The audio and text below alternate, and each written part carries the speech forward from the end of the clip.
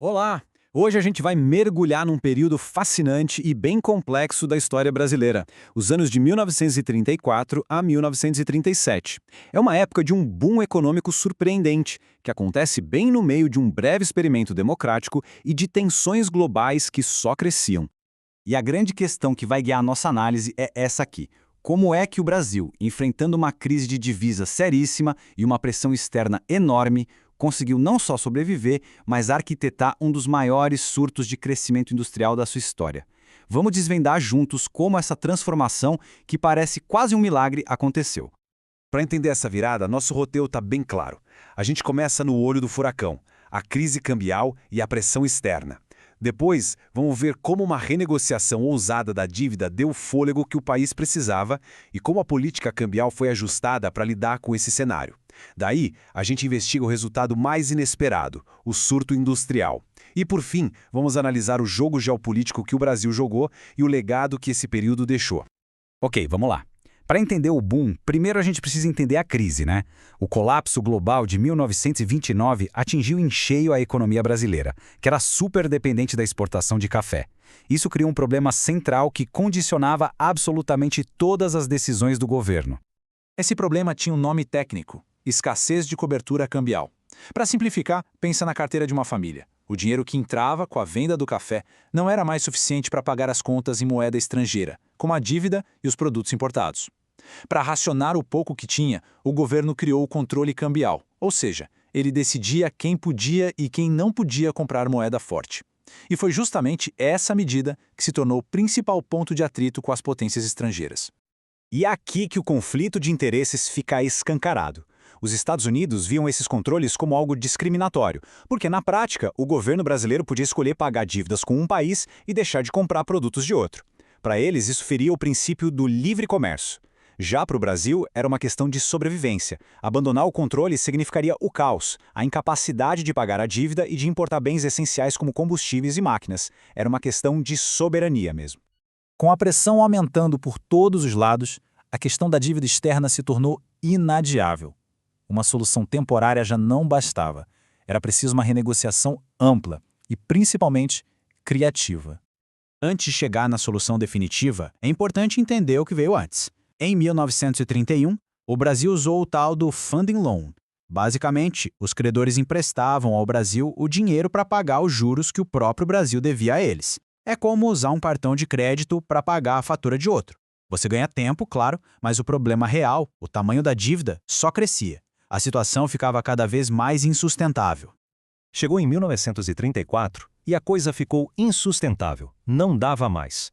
Foi aí que Oswaldo Aranha, uma figura central da época, liderou uma negociação que mudou completamente o jogo. Em vez de pedir mais empréstimos, ele propôs um plano para reduzir drasticamente o serviço da dívida por um período de 4 anos. E o resultado foi notável. Como o número aqui deixa claro, a obrigação original do Brasil para o período era de 90 milhões de libras. Com o esquema Aranha, o pagamento efetivo caiu para 33 milhões. Esse alívio de 57 milhões de libras não era só um número não, representava o oxigênio financeiro que o país precisava desesperadamente, liberando recursos que antes eram simplesmente drenados para o exterior. Com a dívida renegociada, o foco se volta para a gestão do dia a dia do câmbio. A pergunta era: como equilibrar as necessidades do Estado com as do mercado num cenário de tanta escassez? A solução foi um engenhoso sistema misto, como o gráfico demonstra. Os exportadores eram obrigados a vender 35% de suas divisas para o Banco do Brasil a uma taxa oficial, controlada pelo governo.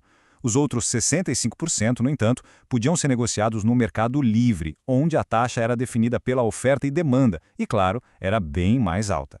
Na prática, isso criou duas taxas de câmbio que coexistiam.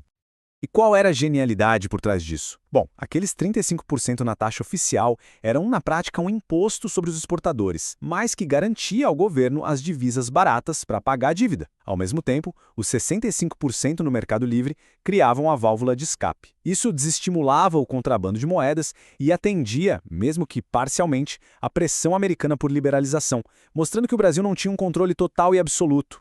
E aqui que a história dá uma virada, daquelas bem surpreendentes. Apesar de toda essa crise externa e das manobras financeiras complexas, a economia doméstica, principalmente a indústria, não só sobreviveu, como prosperou de uma forma impressionante. Agora, olhem só para esses números. Um crescimento médio de 8% ao ano já é muita coisa, mas a chave está na composição desse crescimento. A indústria simplesmente disparou, com 11% ao ano, enquanto a agricultura, que era o motor tradicional da economia, cresceu só 3%. Mas por quê? A dificuldade de importar produtos por causa da crise cambial forçou o mercado interno a produzir o que antes vinha de fora. Foi o início da chamada substituição de importações. E não foi só um crescimento em quantidade, não. Houve uma mudança estrutural muito importante. Este quadro mostra que o Brasil não estava apenas produzindo mais sapatos e tecidos, estava começando a fabricar as máquinas e os insumos para suas próprias fábricas. Era um processo de acumulação de capital que acontecia de dentro para fora, sem depender tanto do exterior como antes. Agora vamos mudar um pouco o foco para a política externa e ver como tudo isso se amarra. O Brasil não operava num vácuo. O mundo dos anos 30 era um campo de batalha de ideologias econômicas, e o país soube navegar nesse cenário com uma maestria impressionante. De um lado você tinha os Estados Unidos com sua visão de um mercado global aberto. Do outro, a Alemanha nazista com uma proposta radicalmente diferente: comércio bilateral. Funcionava mais ou menos assim. O Brasil vendia café para a Alemanha e recebia em marcas de compensação uma moeda que só valia para comprar produtos alemães. Isso amarrava o comércio e garantia um mercado para a indústria alemã. Uma estratégia muito atraente para um Brasil sem dólares ou libras. E o impacto dessa disputa foi real e mensurável. Observe a mudança drástica no perfil das importações brasileiras. Em uma década, a participação do Reino Unido caiu pela metade, enquanto a da Alemanha mais do que dobrou. Ela se tornou a principal fornecedora do Brasil. Isso aconteceu porque o modelo alemão era perfeito para um país com escassez de moedas conversíveis. Essa citação aqui, olha, ela resume perfeitamente a estratégia brasileira. Não se tratava de uma aliança ideológica, mas de uma resposta oportunista. O Brasil usou a rivalidade entre as grandes potências para maximizar seus próprios interesses, numa política que alguns chamaram de jogo duplo ou de equidistância pragmática. Chegamos então na nossa revisão final para amarrar todas as pontas e entender o legado duradouro desses anos tão intensos.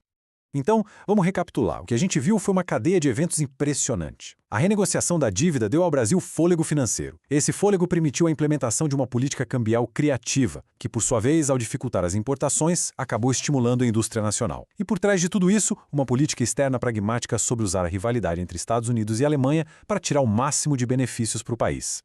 Ou seja, a importância histórica desse período é imensa. As políticas adotadas, muitas vezes por necessidade e improviso, acabaram formando a matriz do modelo de desenvolvimento que marcaria o Brasil nas décadas seguintes, a famosa industrialização por substituição de importações, ou ISI. E para a gente fechar, fica uma reflexão no ar.